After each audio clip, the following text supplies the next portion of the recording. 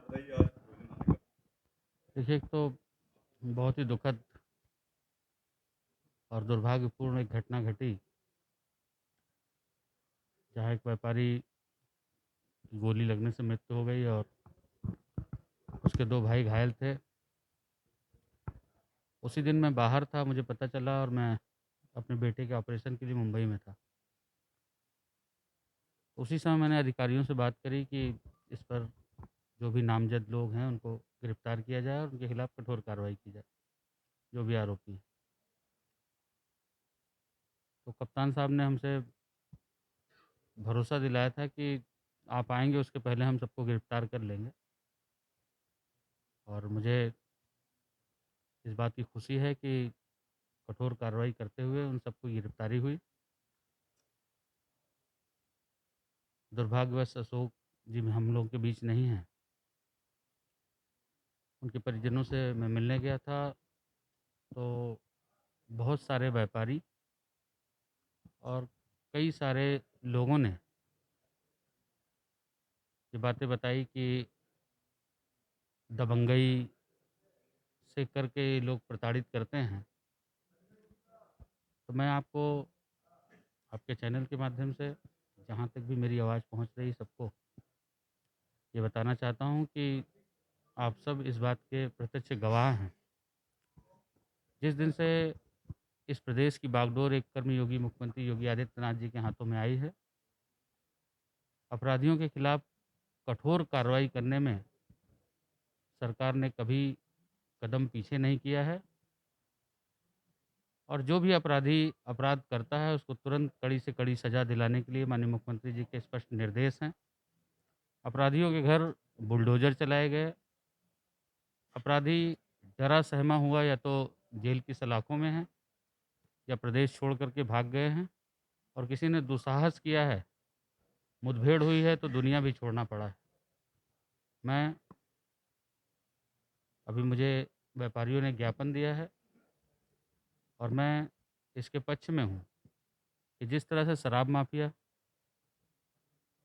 खनन माफिया, भू माफियाओं के खिलाफ कार्रवाई हो रही है, गैंगस्टर में कार्रवाई हो रही है, उनकी बिल्डिंगों पर बुलडोज़र चल रहे हैं, उसी तरह से सूदखोरों और जुआ और सट्टा खिलाने वालों के खिलाफ भी इसी तरह की कठोर कार्रवाई हो, इनकी पुश्तें याद रखें। सर अखिलेश यादव ने आज बोला है कि पंचायत चुनाव में नामांकन नहीं करने देगा। उस पर क्या? देखिए, ये समाजवादी पार्टी के लोग जो खुलेआम गुंडागर्दी करते थे, शासन प्रशासन जैसा कुछ भी नहीं था, एक-एक ज़िला, एक-एक माफिया को बाँट दिया गया था, अपने हिसाब से चलाया करते थे। आज कानून का शासन है और सभी लोगों को पूरी आज़ादी है कि अपने किसी भी कानूनी काम को, किसी भी स्वतंत्रता के साथ कर सकते हैं।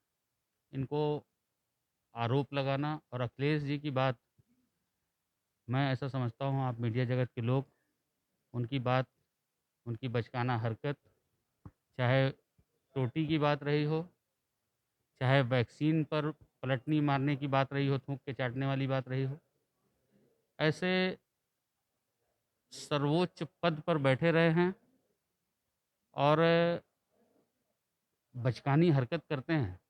मैं आदरणीय मुलायम सिंह जी को बधाई देना चाहता हूँ, धन्यवाद करता हूँ कि उन्होंने अपने बेटे द्वारा फैलाए गए भ्रम को तोड़ते हुए इस देश के वैज्ञानिकों और देश के डॉक्टरों पर भरोसा जताते हुए उन्होंने वैक्सीन लगवाई। तो अखिलेश यादव हमेशा इसी तरह की बचकानी हरकत और क्योंकि अपनी मेहनत से कुछ पाए नहीं, पिता की जमाई हुई चीज़ों पर बैठ कर के अपने परिवार को ही लात मार करके भगा दिया, अपने पिता को ही राष्ट्रीय अध्यक्ष पद से हटाने का काम किया, चाचा को धक्का मारने का काम किया, इस प्रदेश का नहीं हो सकता। तो इसलिए मैं यही कहना चाहता हूँ कि उनकी कोई बात करना मतलब अम, ठीक नहीं है। सर अभी उमर गौतम जो थाना में पकड़ा गया है, केस में पकड़ा है, उसमें सर उनका एड्रेस वगैरह फर्जी था। तो इस तरह के मामलों में सर आप कुछ कहना चाहेंगे?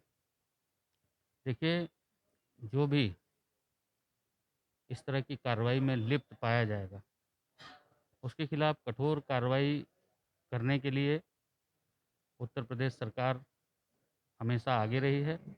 माननीय मुख्यमंत्री जी के नेतृत्व में, चाहे लव जिहाद की बात रही हो, चाहे एंटी रोमियो के गठन की बात रही हो, हमेशा आगे बढ़ कर के कार्रवाई हुई है और ऐसे जो रैकेट है इसको नेस्तानाबूद करने में किसी भी रूप में हम पीछे नहीं हटेंगे, सरकार कठोर कार्रवाई करे।